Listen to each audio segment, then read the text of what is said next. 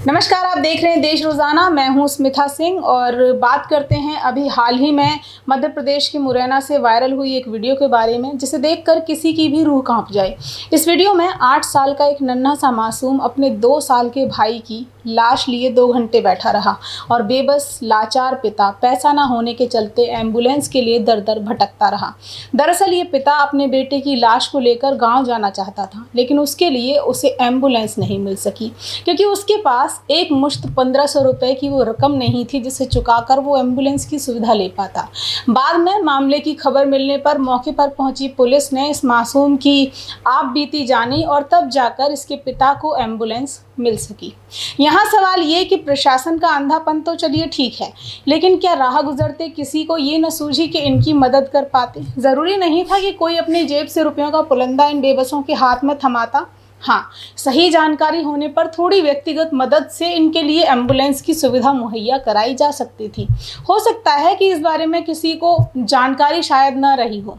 ऐसे में ज़रूरी है कि हम सभी ये जानें कि खुदा ना खास्ता यदि कोई व्यक्ति ऐसी बेबस स्थिति से गुजर रहा है तो उसे कैसे मदद दिलाई जा सकती है।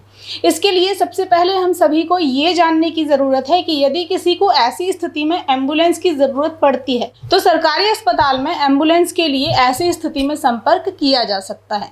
इसके एवज में आपको कोई रकम चुकाने की ज़रूरत यहाँ नहीं पड़ेगी। सरकारी अस्पतालों में एम्बुलेंस की सुविधा मुफ्त मुहैया कराई जाती है। हाँ, एम्बुलेंस बुलाने की स्थिति में आपको ये पता होना चाहिए कि एम्बुलेंस चाहिए किसके लिए, क्योंकि हर स्थिति के लिए सरकारी अस्पतालों में एक अलग एम्बुलेंस होती है और इस आधार पर अमूमन हर अस्पताल में 4 से 5 तरह की एम्बुलेंस रहती हैं, जैसे कि साधारण ambulance, mortuary ambulance, cardiac ambulance, neonatal ambulance और जननी एक्सप्रेस। मरीज को एक अस्पताल से दूसरे अस्पताल में भेजने के लिए या फिर ठीक होकर घर भेजने के लिए इस एम्बुलेंस का इस्तेमाल किया जाता है। शव ले जाने के लिए मॉर्चरी एम्बुलेंस होती है। ऐसे मरीज जिनको अस्पताल ले जाने के दौरान भी ऑक्सीजन की ज़रूरत पड़े उनके लिए कार्डियक एम्बुलेंस बुलाई जाती है। नवजात शिशुओं के लिए न्यूनेटल एम्बुलेंस और प्रेग्नेंट वीमेंस के लिए होती है जननी एक्सप्रेस। अब सवाल ये कि एम्बुलेंस की ज़रूरत पड़ने पर क्या किया जाए? तो सबसे पहले सरल है कि 108 नंबर डायल किया जाए, या संभव हो यानी आपके आसपास के अस्पताल का यदि आपके पास नंबर हो तो किसी भी नज़दीकी अस्पताल में कॉल करें। यहाँ एक और चीज़ है जो आपको ध्यान में रखनी चाहिए कि अगर सरकारी एम्बुलेंस में मरीज़ को ले जाते हुए उसकी मौत हो जाती है तो ऐसी स्थिति में एम्बुलेंस पहले अस्पताल जाएगी, वहाँ मृतक का डेथ सर्टिफिकेट बनेगा और तब परिजन शव को वापस उसी एम्बुलेंस में या फिर मॉर्चरी एम्बुलेंस में घर ले जा सकते हैं। अब जैसा कि मैंने आपको पहले भी बताया कि सरकारी एम्बुलेंस के लिए आपको किसी भी रकम का भुगतान नहीं करना होता, तो ऐसी स्थिति में अगर कोई आपसे पैसे मांगे तो इसकी शिकायत ज़रूर करें। कहाँ करें? पुलिस स्टेशन में और सीएम हेल्पलाइन नंबर पर। और ये ज़रूर करें क्योंकि ऐसी शिकायतें मिलने पर ही लचर प्रशासनिक व्यवस्थाओं में सुधार संभव हो सकेगा।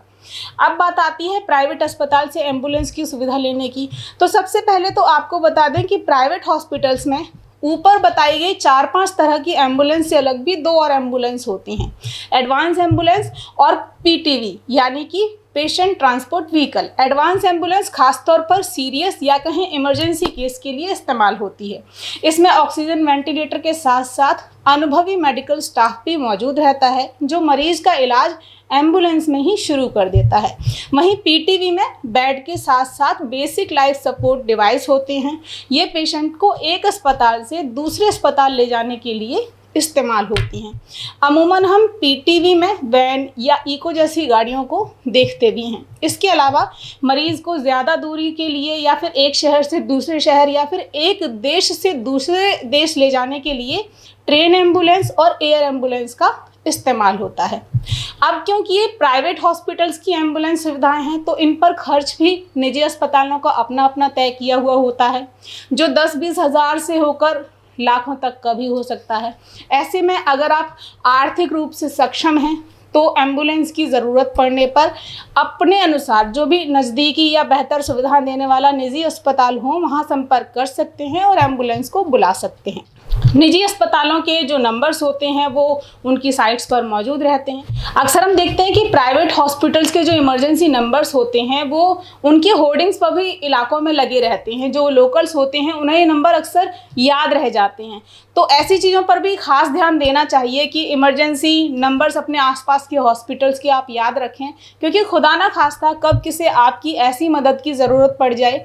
तो इन चीज़ों का ध्यान रखें और अपने आसपास के इलाकों में इस तरीके की चीज़ों को देखते रहें कि इमरजेंसी नंबर्स हॉस्पिटल से क्या हैं, सरकारी अस्पताल है तो कौन सा आसपास है, ताकि किसी को भी अगर ज़रूरत है तो आप वक्त पड़ने पर उसकी मदद कर सकें। फिलहाल के लिए अभी इतना ही, फिर मिलेंगे आपके साथ किसी नए मुद्दे को लेकर। तब तक के लिए नमस्कार। हमारे साथ जुड़े रहने के लिए देखते रहिए देश रोजाना का यूट्यूब चैनल सब्सक्राइब कीजिए। साथ ही देश रोजाना की खबरें सबसे पहले देखने के लिए प्रेस कीजिए बेल आइकन।